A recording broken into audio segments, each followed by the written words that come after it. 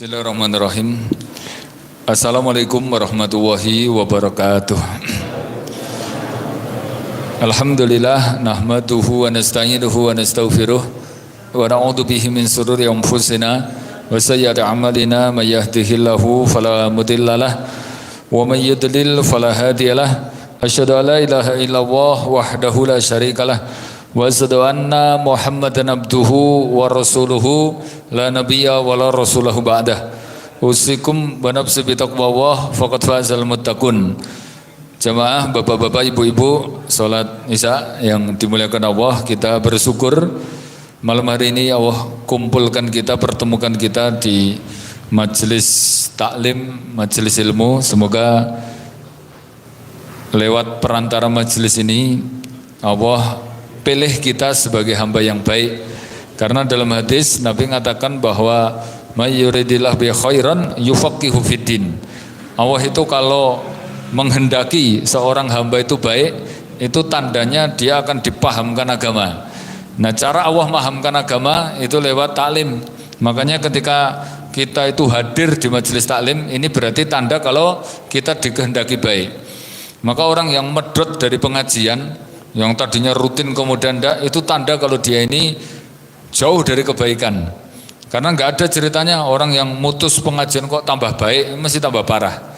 Dalam hadis itu bahwa Allah kalau menghendaki manusia baik, ini tandanya ada 4. Karena hadis yang dimulai dengan may yuridillahu bi khairan itu larinya ke 4 hal ini. Yang pertama tadi yufaqihu fiddin, dia akan dipahamkan agama.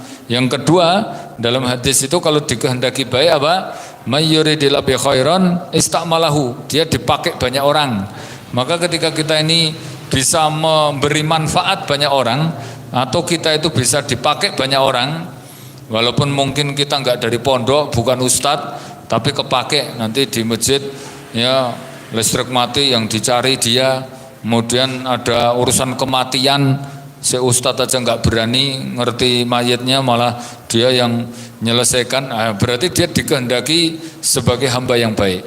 Yang ketiga, Nabi mengatakan kalau dikehendaki baik itu tandanya apa? Yusiba minhu, dia akan kena musibah, sehingga dengan musibah ini nanti Allah akan gugurkan dosanya, sehingga kalau dia sabar dengan musibah itu, kemudian dia mati dalam keadaan bersih dari dosa, sehingga nanti masuk surga tanpa mampir. Karena Allah mengatakan syarat masuk surga itu harus bersih dari dosa. Allah mengatakan walladzina yatawaffahumul malaikatu thayyibin, orang yang diwafatkan Allah dalam keadaan bersih dari dosa. Apa jaminannya? Allah mengatakan qilalaha udkhulal jannah, maka dikatakan ke orang tadi, monggo silahkan langsung masuk surga. Berarti antum kalau kita pengen semua masuk surga, itu syaratnya di dunia harus bersih dulu dosanya. Nah, cara membersihkan dosa, kalau nggak tobat istighfar, berarti dengan memperbanyak amal soleh.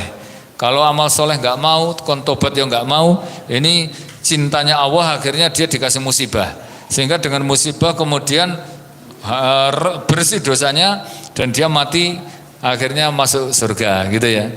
Makanya kalau kena musibah itu aja ngresulo, itu tanda cinta dari Allah SWT. Berarti dia dikehendaki baik. Sepenting sabar. Nek ora sabar ya malah rugi double akeh. Wis entuk dosa, pahalane ilang, ya musibah tetap kena. Padahal Allah menginginkan dengan musibah itu supaya dosanya hilang. Jadi yang membuat gugur dosanya itu bukan musibahnya, tapi sikap kita itu loh, Pak. Bukan masalah musibahnya. Ada orang yang kena musibah kemudian dia ngresulo, itu akhirnya dosanya nggak hilang, malah tambah dosa dia. Makanya kaitan dengan musibah ini Ibnul Qayyim membagi manusia ada 4 level. Level yang paling bawah ini yang dilaknat, ya mereka golongan naihah, orang yang meratap, yang gresulo, gurantes. Nah, ini rugi double oke, karena es kena musibah tambah meneh, kemudian pahalanya hilang, tapi dosanya nggak hilang dan musibahnya tetap kena. Ya baru di atasnya levelnya itu adalah level orang yang sabar. Nah, ini dia akan dibersihkan dosanya. Ada level di atasnya lagi, orang kena musibah itu apa? Ridho. Ridho itu di atasnya sabar. Jadi kalau sabar kan masih ngempet, wong itu rada abot neng di ditahan, dibetah-betah kayak gitu loh. Tapi kalau ridho itu sudah nggak ada rasa ngempetnya, pokoknya ikhlas itu ridho. Nah, level tertingginya itu adalah syukur. Kena musibah aja masih bisa bersyukur. Jamaah rahimakumullah, jadi itu tanda yang ketiga. Nah, yang keempat, Nabi mengatakan Allah kalau kehendaki baik, hamba itu dalam hadis akan dibuka baginya pintu amal soleh, sehingga dia nanti akan mati dalam keadaan beramal soleh, gitu ya. Jamaah rahimakumullah, dalam hadis Nabi mengatakan may yuridillahu bi khairan yuftah lahu amalun soleh qabla mautihi. Tanda kalau Allah menghendaki baik, maka akan dibuka pintu amal soleh sebelum dia mati, walaupun sebelumnya dia tukang maksiat toh. Tapi ketika mau mati dia berbuat baik, maka amal itu dihitung dari penutupannya, gitu ya. Maka kita biasakan untuk baik supaya apa? Nanti mati dalam keadaan baik. Walaupun kita beramal soleh terus, belum tentu nanti matinya kita itu baik. Kata Nabi, ada di antara kita beramal amal soleh terus. Inna ahadakum la ya'malu bi amalin ahlul jannah. Ada di antara kalian itu, kata Nabi, beramal surga terus hatta mabainahu wa baina ila dira, sampai dia dengan surga itu tinggal satu jengkal. Wis pokoke bendino ibadatan yang masjid, ngerti-ngerti meh-meh mati, ngerti-ngerti malah beramal amalan neraka, fayadkhulaha, akhirnya masuk neraka. Terus kebalikannya, kata Nabi, ada di antara kita beramal amalan neraka terus hatta mabainahu wa baina ila dira. Kata Nabi sampai dia dengan neraka itu tinggal satu jengkal. Wes pokoke bendino mendem main wedok, ngerti-ngerti umurnya karek sedino, mau tobat, kemudian ibadah, terus mati dalam keadaan baik. Nah, itu makanya kita berdoa supaya baik itu sampai penutupannya. Allahumma ja'al khairal amal khawatimiha. Ya Allah, jadikan amal saya itu baik sampai penutupannya. Doa Nabi Yusuf itu pendek tapi berkualitas. Apa doanya? Tawaffani musliman wa alhiqni bis solihin. Ya Allah, matikan aku dalam keadaan Islam dan temukan aku dengan orang soleh. Ini ternyata kemudian para ulama memberikan kesimpulan apa? Kenikmatan terbesar sebelum mati itu, Pak, mati dalam keadaan Islam, dalam keadaan soleh.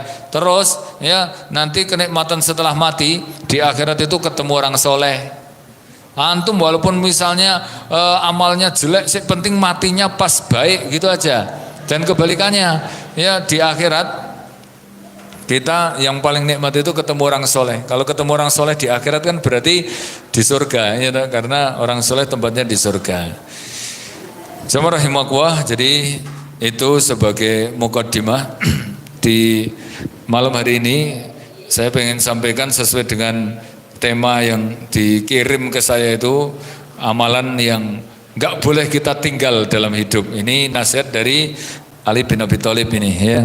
Jadi beliau menjelaskan la tutrokul arba'ah fi hayatika wa tuhrimu arba'ah. Kalian ini jangan sampai meninggalkan 4 amalan. Dalam hidup itu pokoknya 4 ini jangan sampai ditinggal. Nanti kamu akan terhalang dari 4 keutamaan yang begitu banyak. Padahal 4-4-nya ini masalahnya ringan. 4 ini enggak keringetan. Antum mengerjakan ini karo nyambi gitu aja bisa. Karena amalan ini ya itu amalan yang enggak perlu modal. Orang modal tenaga, orang modal duit. Apa itu?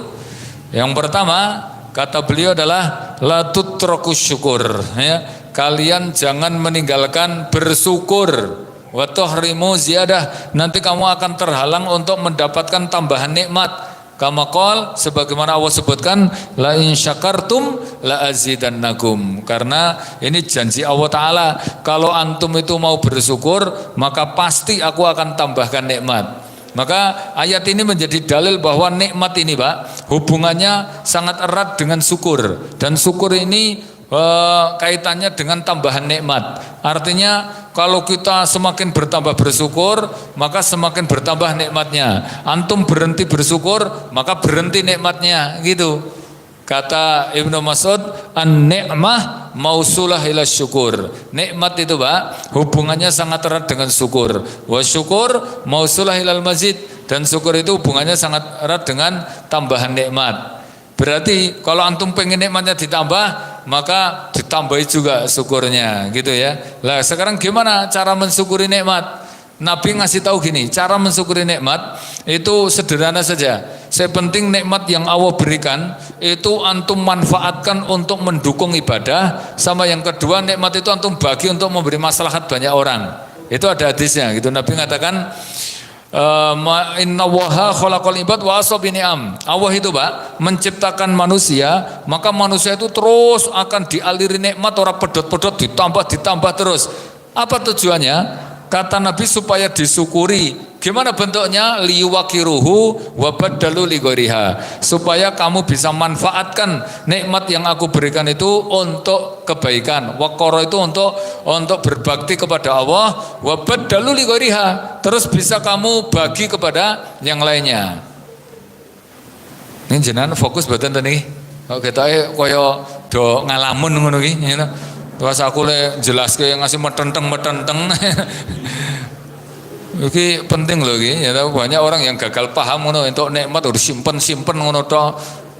Ora dimanfaatke, duit dimaneman, duit liyane jegloki, kareti ngono tok. Itu Allah enggak suka ngono iki, Pak. Itu disebutkan zulmal, penimbun harta. Itu ancamannya itu neraka loh. Allah mengatakan alladzi jama'a malan wa addadah. Orang yang senang ngelompok-ngelompokke duit, ya toh, disimpen kelompokke. Ya yahsabuna annama lahu akhladah. Dia nganggep mungkin duitnya itu iso kekal ngono ya, nggur simpen kaya uripe sak lawase wae to. Padahal menikmati duit ki lho sebentar.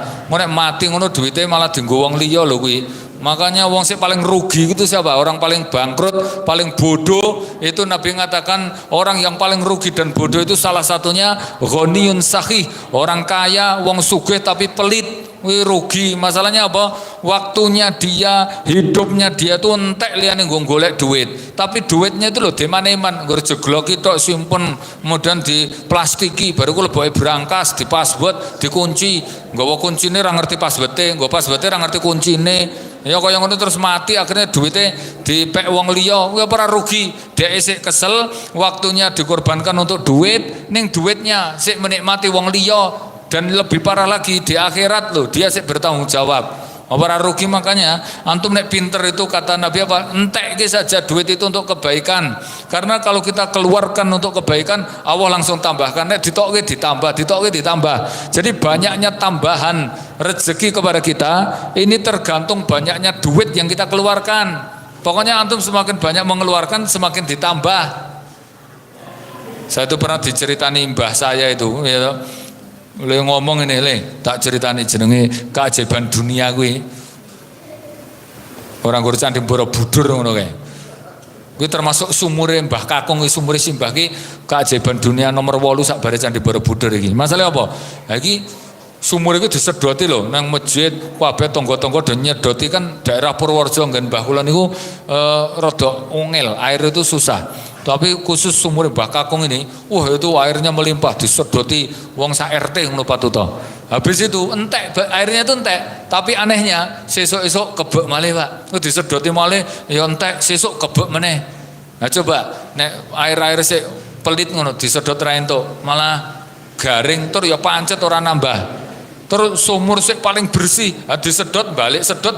Justru sih bikin kenapa air itu bersih itu karena disedoti. Coba iki nek ora disedot ya pancet ora nambah lho itu. Apa ajaib ngeten niku. Nah sama jenengan iki nek duit itu dimanfaatkan aja. Engko lak kebek meneh. Dompet ditok-tokke ngono engko lak kebek meneh. Lah nek kita itu nggur nyedoti nglebokke, ora ngetokke ngono ki malah penyakit tok kuwi. Misalnya jenengan nyedoti napas ora ditokke apa ora malah hampek ngono kuwi. Nyedot tok ora ditokke. Maka sama antum kalau punya duit itu rasa dimaneman, dientekke aja untuk beribadah, untuk mendukung ketaatan. Ada kata ya Ibnul Jauzi itu tentang ngentekke duit yang dicintai Allah. Masalahnya antum duit disimpan ya dilaknat jadikan zulmal, penimbun harta.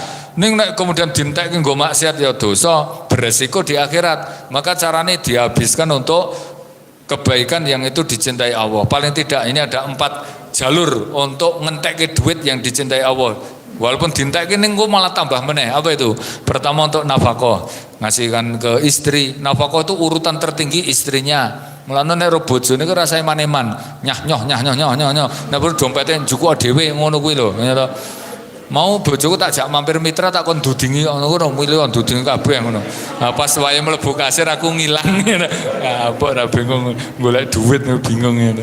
Cuma rahimahullah. Jadi itu kemudian baru ke anaknya, ke istrinya, ke ibunya. Wis pokoknya nggo anake, nggo bojone, nggo mboke wis rasa dimaneman. Itu duit yang barokah dan entek pun untuk itu menjaga kewibawaan mereka itu pahalanya gede.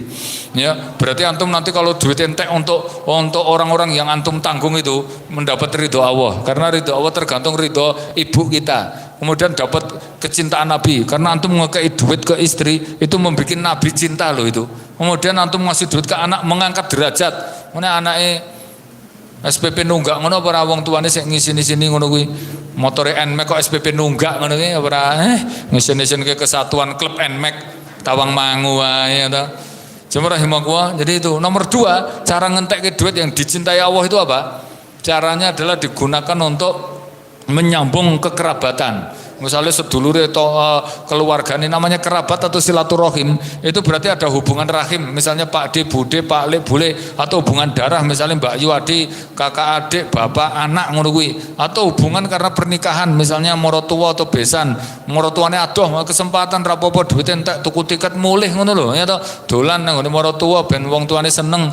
Kemudian duwe Pak Le, duwe Bude, walaupun adoh ngono kesempatan malah iso muter-muter keliling-keliling. Numpak pesawat, numpak sepur, mosok urip ngurmulek wae nang Karanganyar atau ngerti dunia luar.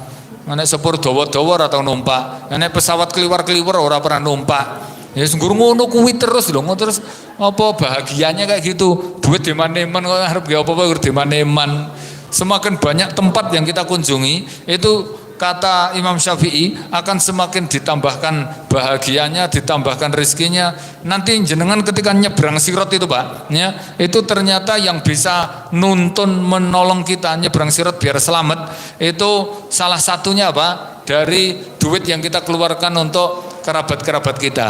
Kan ada beberapa yang nuntun kita nyebrang sirat. Padahal nyebrang sirat itu penentu surga dan neraka kita. Jenengan nyebrang kok kemudian gagal kepleset masuk neraka. Karena sirat itu kata Nabi yadribu baina dhahri jahannam. Sirat itu jembatan yang dibentangkan di atas jahanam. Kepleset langsung neraka kuwi. Tamat riwayatnya nang ngono kuwi.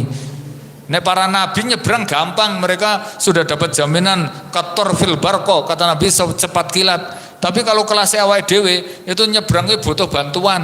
Nah, diantara yang bisa menolong kita selain binatang yang kita korbankan ketika Idul Adha lagi.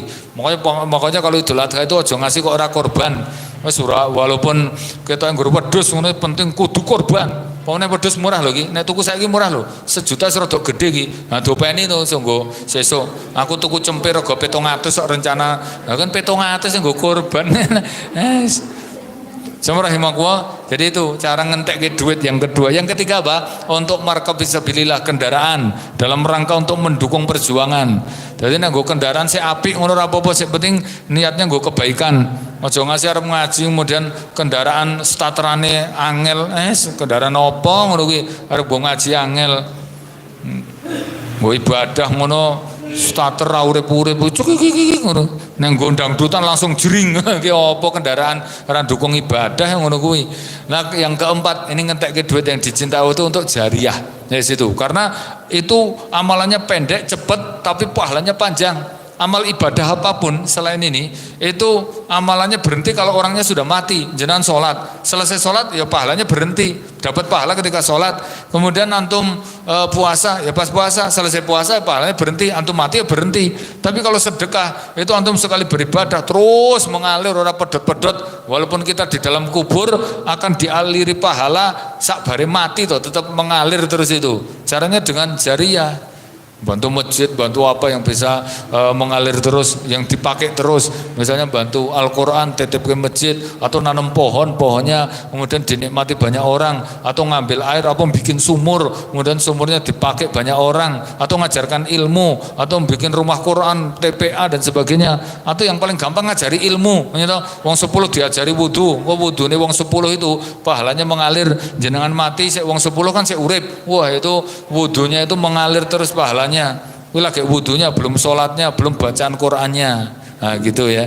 Intinya nomor satu, jangan sampai kita tinggalkan rasa syukur dengan cara gimana? Menggunakan nikmat untuk kebaikan, ketaatan, terus lisan kita mengucapkan alhamdulillah. Karena syukur itu nggak cukup sekedar pengakuan nikmat dalam hati, ya, tapi harus dilesankan dengan ngomong alhamdulillah. Pokoknya yang dindi sering mengucapkan alhamdulillah, walaupun repot, walaupun sakit, nek ditakoi pripun kabare, jarene lagi aras-arasen yo alhamdulillah, jadi aras-arasen pengin alhamdulillah, ngono tetep nganggo alhamdulillah terus ngono lho.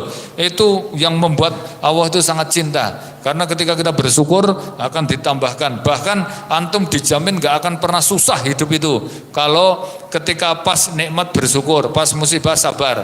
Kata Ibnul Qayyim, beliau mengatakan arba'atu minas sa'adah. 4 hal yang membuat hidup kita itu akan bahagia terus. Apa itu? Idza utiya syakara. Nek pas nikmat bersyukur, wa idza ubtulia sobaro, kalau pas kena musibah sabar, wa idza atoa istamaro, kalau pas melakukan ketaatan maka istiqomah dilanjut, wa idza adznaba istaghfaro, kemudian ketika pas dosa istighfar. Nah, itu penak terus kan. Urip manusia itu cuman berpasangan, berputar di antara 4 itu. Nera nikmat musibah, nera taat maksiat. Lah kalau kita itu pas maksiat segera dilebur dengan istighfar. Kalau pas nikmat disyukuri, ditambah. Kalau pas kena musibah sabar, akhirnya untuk pahala yang besar. Kemudian kalau pas melakukan ketaatan dijaga istiqomah sampai mati. Nah, terus apa sih bikin susah? Wong urip ki yo nek ra seneng ya susah, nek ra nglakoni taat ya maksiat. Berarti 4-4-nya kita itu selalu dalam keadaan baik. Maka cukup orang itu dikatakan bermaksiat, berdosa kalau pas entuk nikmat ora gelem bersyukur, meneng ae. Ya toh, kayak duit bojone meneng ae. Oh, kuwi maksiat lho ngono kuwi. Mpone malah karo gresula, gresmene ngono kuwi tambah parah meneh kuwi. Wong dikai ora bersyukur dosa apa meneh kok malah ngeyel ra kei sisan ngono. Sok-sok piye ngono lho. Nek kayak situ kok bersyukur kok malah ditambah. Kan gitu ya toh. Alhamdulillah, Masya Allah, matur nuwun. Ayo pekewuh dhewe nggur kayak semone mutar matur nuwun iki tambahi lah mesake ngono. Mosok dompet ngasih ra iso dibukuk kok bojone duwite 2.000-an 5.000-an kan pekewuh no sebagai wong lanang ngono ki piye ngono ya. Gitu, pokoknya biar bahagia nomor 1 apa? La tutruku syukur. Jangan tinggalkan syukur. Wa tukhrimu ziyadah. Nanti kamu akan terhalang untuk mendapatkan tambahan nikmat. Oke, itu nomor 1. Yang kedua sekarang, la tutruku dzikrullah wa tukhrimu dzikrullah laka. Kamu jangan tinggalkan zikir atau mengingat Allah. Nanti kamu ya tidak akan diingat lagi oleh Allah Ta'ala. Karena ayatnya Allah mengatakan fadhkuruni adzkurukum, ingatlah aku, nanti aku akan ingat kamu. Kata Imam Syafi'i, Pak, orang itu kalau ingat Allah, maka Allah akan ingat dia. Maka kalau Allah sudah ingat dia, maka seluruh apa yang dia inginkan diselesaikan oleh Allah Ta'ala. Beliau itu sampai mengatakan laula fadilatun laula fadilah. Kalimat tepatnya itu beliau mengatakan gini, andai kata nggak ada keistimewaan dan keutamaan dzikir illa min hadil ayah lakafa anhu, andai kata nggak ada keistimewaan dzikir apapun kecuali hanya ayat ini saja, kata beliau wis cukup. Kenapa? Karena kalau Allah itu ingat kita, berarti maksudnya gimana tuh? Misalnya nggak ada keutamaan dzikir kecuali gur 1 ayat ini tok, kuwi jane wis mencukupi. Kenapa? Karena kalau kita ingat Allah, terus Allah ingat kita. Kalau Allah ingat kita itu, antum sedih ya Allah akan gembirakan. Nek antum sempit ya Allah bikin lapang. Nek antum itu sedih ya misalnya antum miskin ya Allah beri kekayaan. Nek antum banyak masalah Allah akan berikan solusi. Ngono ki lho kalau Allah ingat kita. Tapi kalau kemudian antum lalai tidak mau zikir, kemudian Allah meninggalkan kita, kehilangan semuanya sudah. Makanya zikir ini Masya Allah amalan yang betul-betul gak boleh ditinggal dalam keadaan apapun. Allah mengatakan alladzina yadhkuruna Allah qiyaman wa qu'udan wa ala junubihim. Allah itu menyuruh kita zikir dalam keadaan berdiri, duduk atau berbaring. Padahal jenenge menungso niku posisinya mereka kalau gak berdiri berarti duduk. Nek gak duduk berarti napa? Berbaring. Nah jenengan nek pengen ora dzikir ya aja berdiri, aja duduk, aja berbaring. Anjir apa kayang apa mabur ngono berpikir. Lah jenenge urip menungso nek enggak berdiri ya duduk, nek enggak berdiri ya berbaring. berbaring. Padahal Allah nyuruh zikir itu semuanya dalam keadaan apapun kayak gitu itu. Dan zikir ini Pak, ini nggak ada udurnya, udur itu nggak ada. Padahal semua ibadah mesti ada udur. Contoh ngaji, bareng anaknya lorong udur. Haji barengi nanti duit, ya sudah ada tidak haji. Kemudian apalagi sholat karena hujan deras ada udur boleh di rumah, bahkan kalau di masjid boleh dijamak itu rukhsah. Kemudian misalnya kondisi sakit, kondisi safar boleh dijamak, boleh di bahkan puasa itu ketika kondisi datang bulan, kondisi hamil, kondisi sakit itu boleh nggak puasa dengan qadha. Tapi kalau dikir apa ada udurnya? Kok orang dikir toh? Bodin, saya kondisi miskin, miskin. Memang miskin terserah dikir. Walaupun miskin, walaupun hujan, walaupun sakit, itu malah disuruh perbanyak dikir itu. Sama rahimahullah. Jadi itu yang kedua, Pak, jangan tinggalkan dikir. Antum ya dijamin oleh Allah Ta'ala. Kalau nggak pernah tinggalkan dikir itu akan tentram, senang, bahagia. Orang-orang itu oke, nggak paham panggonane tentrem ini nego orang mudeng. Rata-rata orang tuh nganggep bahagia itu ya nego maksiat, hiburan-hiburan dan dangdutan yo, gue hiburan dan seneng ngoro nego maksiat dan dangdutan. Itu maksiat itu ya memang ketoin nyenengke, tapi cuma casingnya, tapi hatinya dia tersiksa. Padahal Allah meletakkan bahagia itu bukan pada dohir tapi pada hati. Makanya ada ayat walladzina amanu wa tatma'innu qulubuhum. Orang beriman itu akan dibikin hatinya itu tenteram. Jadi yang membuat tenteram itu hatinya. Walaupun kita wong ngenes tapi hatinya tenteram.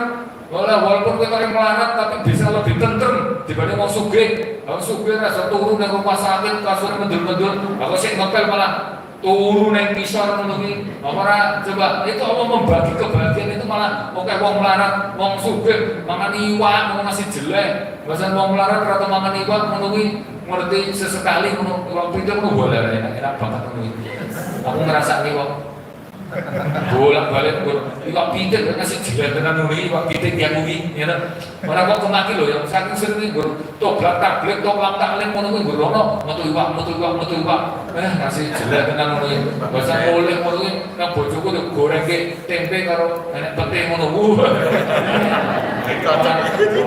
Memang kadang-kadang nikmat itu malah pas sedikit itu. Pas oke malah rasa nikmat malah ngono iki. Makanya Allah meletakkan bahagia itu apa? Dalam hati. Dan Allah mengkaitkan bahagia dalam hati itu dengan dzikir, bukan dengan maksiat. Kan ayatnya orang beriman wa tatma'innu qulubuhum bi dzikrillah akan dibikin tentram hatinya itu dengan dzikir bukan dengan maksiat. Makanya kata Mbak, kalau ada orang itu kok golek ketentraman lewat maksiat, kuwi masalah wong iki ra mudeng panggonane bahagia itu ya bukan di tempat itu. Kalau enggak gitu, wong iki wis jelek nek kebaikan. Dia itu ora patek seneng nek kebaikan. Makanya golek seneng nek maksiat. Makanya ngeten, kalau kita itu kok nenggon kebaikan ngeten iki ora patek seneng. Ane pengajian blirik. Ora pengajian malah bolos. Ngono kuwi. Wong golek seneng malah nenggon maksiat ngono kuwi. Nenggon kebaikan ra gelem teko. Nenggon ketaatan wis ora seneng. Akhirnya golek seneng ya nenggon maksiat ngono kuwi. Padahal namanya maksiat itu karena sumbernya dari setan, dari hawa nafsu. Itu nek soalnya dituruti, soalnya tersiksa. Semakin nuruti maksiat semakin tersiksa hidupnya itu. Karena Allah meletakkan ketentraman, kebahagiaan itu lewat dzikir. Dzikir itu ya begini ini bentuk dzikir ini. Maksudnya dzikir takbir, tahlil, dzikir pagi sore, yaitu salah satunya. Kata Ibnu Qayyim, Pak, dzikir itu di dalam Al-Qur'an ada 6 jenis. Yang pertama apa? Sholat. Dzikir itu sholat dalilnya idanu tiada sholat menyambut jemaah fasolah dzikrillah. Kalau dikomandangkan sholat segera dzikir. Berarti dzikir itu artinya apa? Sholat ngantuk sedih sholat. Orang tahu sholat kok pengen bahagia. Jangan tonton mungkin karena sholat ya. Liane juntrut, betutut, mulatannya kayak cucungan ngono wae, ngamukan ae. Ora sholat, ora bakal tentrem hatinya itu. Nah, rata-rata orang pegatan ini sholat memang memang ayatnya orang itu sholat ya itu masih sahabatnya terjaga. Terus orang itu ya, sholatnya nggak beres, itu kecanduan sahabat tuh. Masih semuanya bernuruti sahabat, karena ada ayat ada sholat buat tabu syahwat. Orang yang meremehkan sholat mesti kecanduan sahabat. Orang yang sholatnya kecanduan pornografi ini sholatnya beres di uang itu. Nah, yang kedua tafsir dzikir itu apa?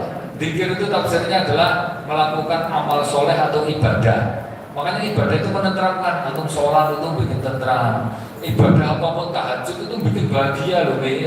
Jangan ngewani tetangga, ya toh amal soleh, nanggung bencana itu ikut terlibat bantu kemanusiaan itu membahagiakan itu. Karena ayatnya memang salah satu bentuk dzikir itu ibadah. La tulhikum amwalukum wala auladukum an dzikrillah, tuh dalilnya ini. Jangan sampai bisnismu melalaikan kamu dari dzikir. Berarti melalaikan dari apa? Ibadah. Yang ketiga di tafsir dzikir ya, biar kita tenang itu kata Ibnu Qayyim itu adalah Al-Qur'an. Makanya nama lain Al-Qur'an itu Ad-Dzikru. Inna nahnu nazzalna dzikra wa inna nahnu lahafidun. Itu kan berarti dzikir itu Al-Qur'an. Tapi yang bahagia baca Quran terus malah bahagia. Pas Ramadan mau membaca kan penak banget suasana ketok barokah tenan tuh karena ada Al-Qur'an. Sedih baca. Terus berapa banyak bacanya? Ya sebanyak ketenteraman. Saya oke dari maca saya tentrem. Walaupun ustaz atau maca ya namuan ya gelentungan ngono kuwi resah, gelisah. Jangan pernah ngrasake mboten kaya bosen urip ngono pernah ngrasake mboten. Urip kok bosen ngene iki to, ya toh.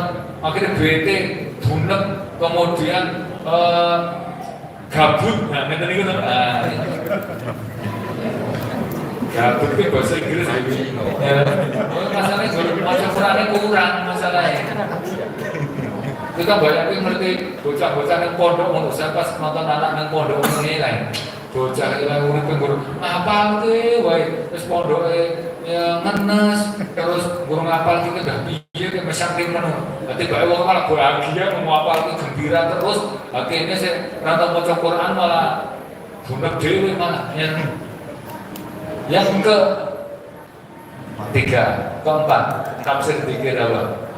Yang keempat itu tafsirnya dzikir adalah dengan pengajian. Makanya majelis ilmu pengajian disebut majelis dzikir.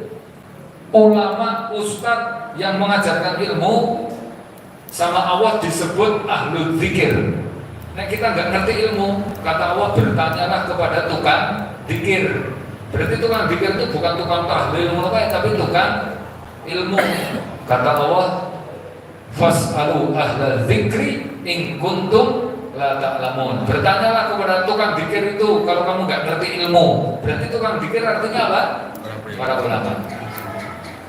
Kemudian tafsir dzikir berikutnya. Yang kelima itu dzikir, ya dzikir yang tadi yang saya sampaikan, dzikir pagi, sore, tahmid, takbir, tasbih, antum baca al-maksurat, baca doa-doa itu dzikir ya.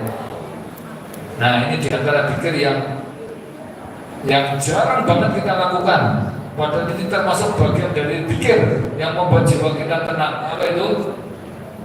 Tadabbur alam. Ada ayatnya itu, Allah katakan tafsir dzikir adalah ya, kita nonton tanda-tanda kebesaran Allah, penciptaan langit bumi. Di situ banyak sekali keindahan yang Allah ciptakan. Itu harusnya menjadi tanda kebesaran Allah yang membuat kita tambah iman. Kan ayatnya itu di surat Ali Imran, inna fi khalqis samawati wal ardi wa ikhtilafil laili wan nahar, penciptaan langit bumi kemudian ada keindahan alam, la ayatin liulil albab. Itu menjadi tanda kebesaran Allah bagi orang yang mau mikir. Di situ ayatnya siapa yang mau mikir? Alladzina yadhkurun, orang yang mau dzikir. Jadi dzikir itu suruh nonton keliling-keliling menyebar ke muka bumi, nonton kebesaran Allah Ta'ala, laut, menonton keindahan alam, puncak gunung, ke tempat-tempat wisata. Tapi ya syar'i, intinya itu tadabbur alam itu ya melihat kebesaran Allah itu yang syar'i, orang baru healing, piknik menonton itu.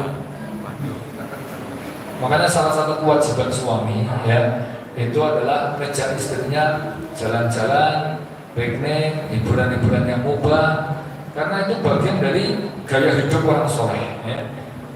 Jangan kalau baca tafsir wa'ashiruhunna bil ma'ruf, ini kewajiban suami adalah kamu pergauli istrimu dengan baik.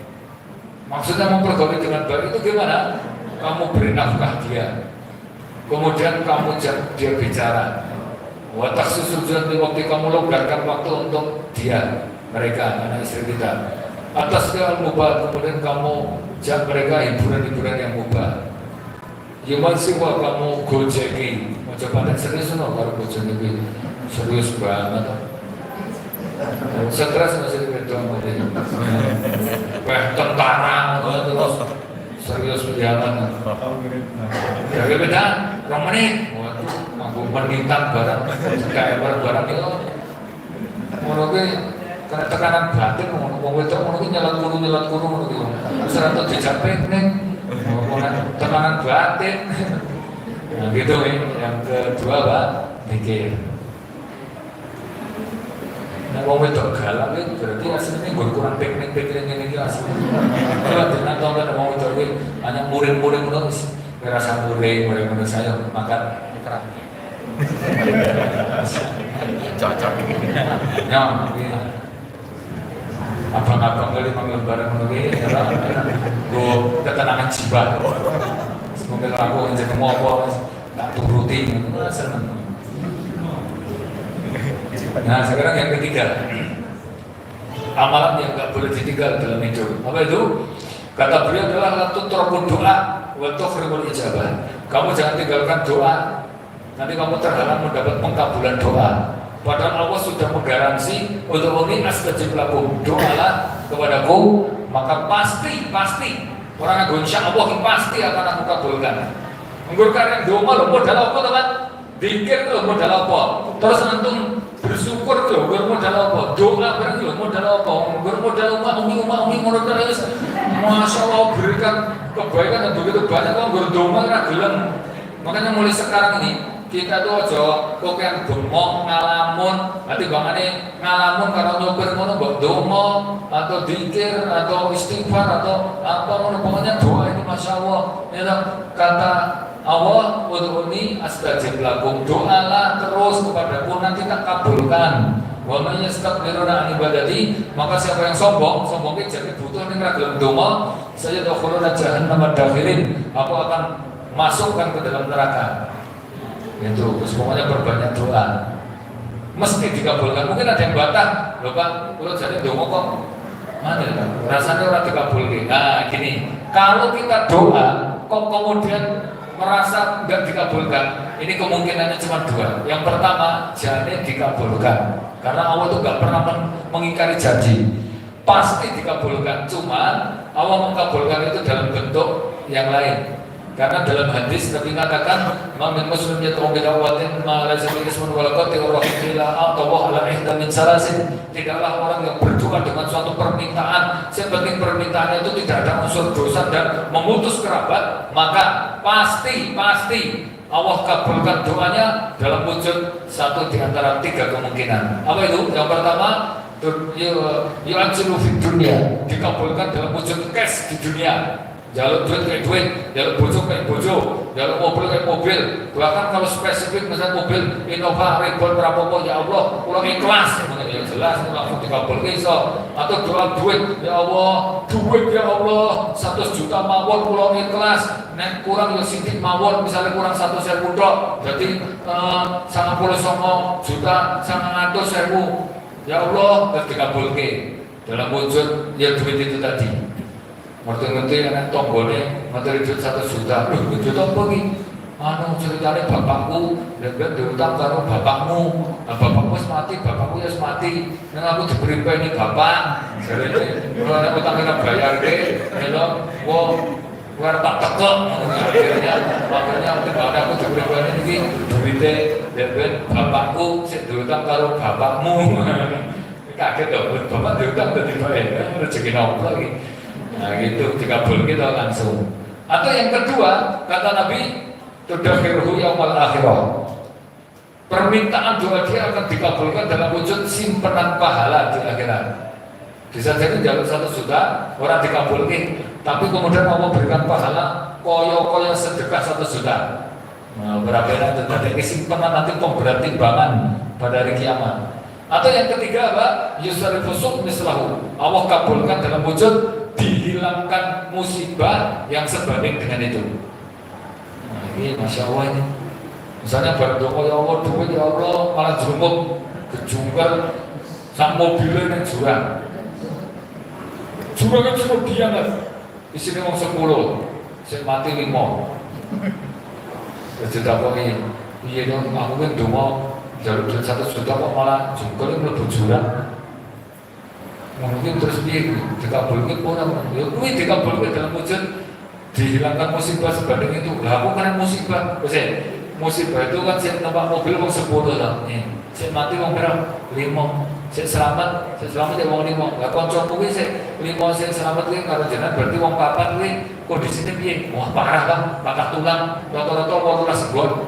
Iku operasi kuih nyatusan juga kabeh. Lah kuih kudune iki kowe ya nek ra mati, kudune patah tulang 18 segon, kudune operasi entek 1 juta muncul. Nah terus pripun jenengan kula alhamdulillah entek nggo 5.500. Lah masalah nggo tuku dan soplas tuku tok. Berarti ngono kuwi Pak. Kita doa 1 juta terus dikabulkan, ora sedo patah tulang, ora sedo mati. Itu. Karena ternyata operasi koncone enteke 99 juta, 994.500. Jadi 1 juta jujur 5.500. Nah berarti kan ini tadi 5.500 tapi hasilnya permintaan 1 juta dikabulkan. 1 juta kita mau kepotong tulang mulai tukutan 11.500. Jadi ini operasinya kayaknya semua ini pas banget nih, gitu Pak ya. Jadi masih akan dikabulkan, tapi dalam wujud yang lain, gitu ya. Responnya perbanyak doa, terutama doa yang jangan sampai ditinggal. Ini Ummu Salamah pernah ditanya, ya Ummu Salamah, ayu aksar doa inda Rasulillah. Doa apa yang paling banyak dibaca Nabi? Apa kata Ummu Salamah? Doa yang paling banyak dibaca Nabi itu pertama doa istiqomah supaya mati dalam keadaan baik. Kan kita tadi khawatir Pak, kita api mesti api kalau jadi itu. Yang mau berkulum sampai itu kalau bilang Tuhan. Yang kedua, doa kebaikan dunia akhirat. Doa sapu jagat itu mewakili semua itu. Bapak kita di dunia hasanah itu.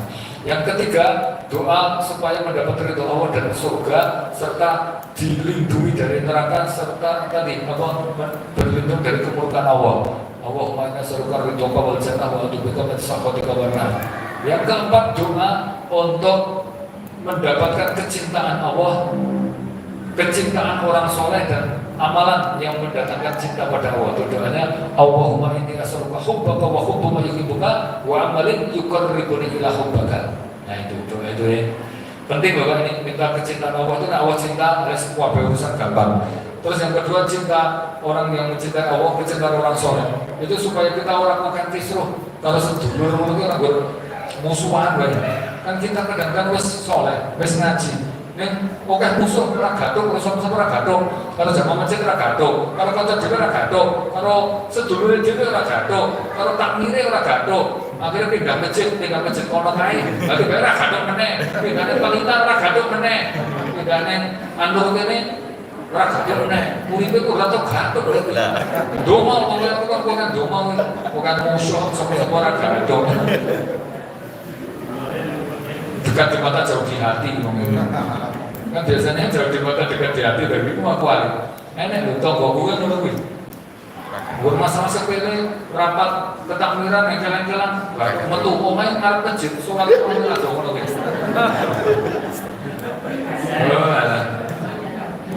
omahe kerja masjid salate malah nang masjid aja omahe kan ra jeneng masjid ini kuwi rapate gadongan ngono terus aku tiba karo marang dhewe ra gadong piye.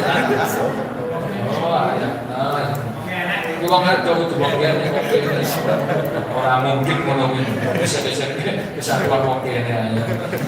Nah yang terakhir yang nggak boleh kita tinggal dalam hidup itu apa? Latun trokul istighfar. Jangan tinggalkan istighfar. Waktu krimun aja. Nanti kamu akan terhalang untuk mendapatkan keselamatan dari kesusahan hidup.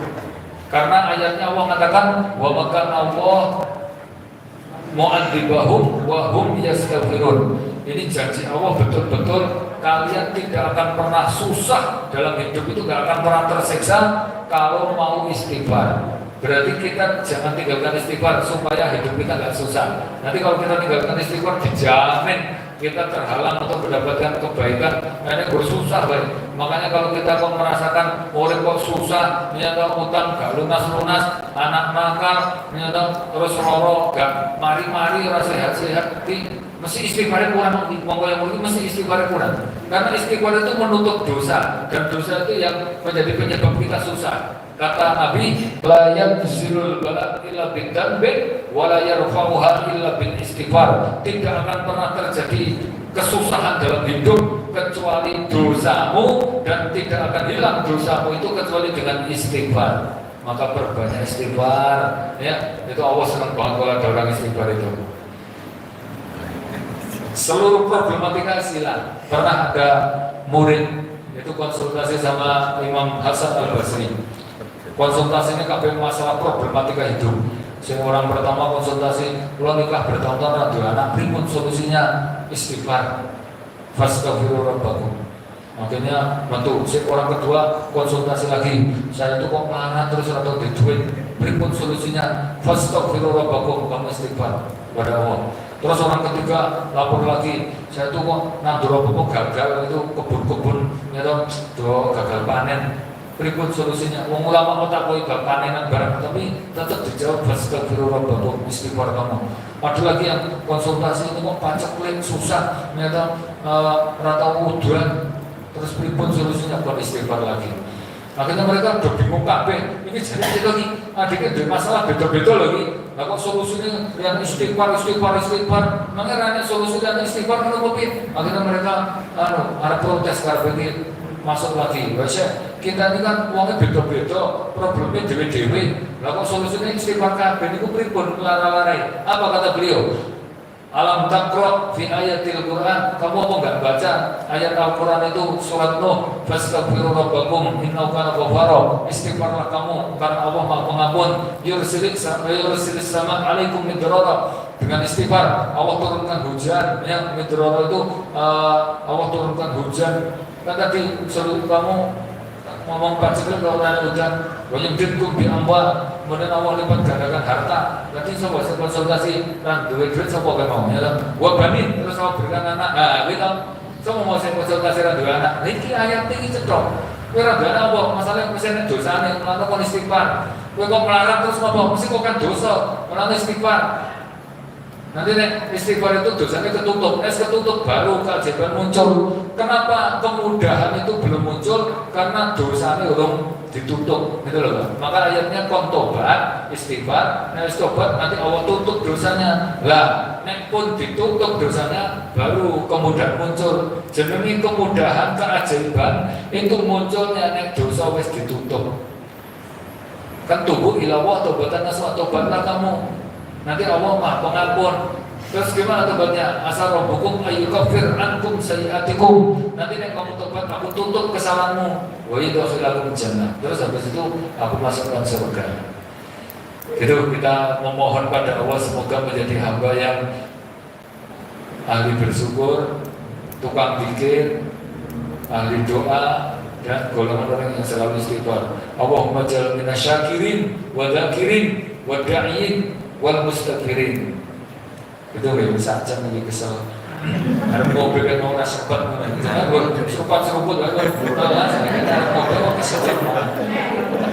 Demikian, semoga bermanfaat. Akhirul da'wana alhamdulillah. Wabillahi taufiq wal hidayah. Assalamualaikum warahmatullahi wabarakatuh. Waalaikumsalam.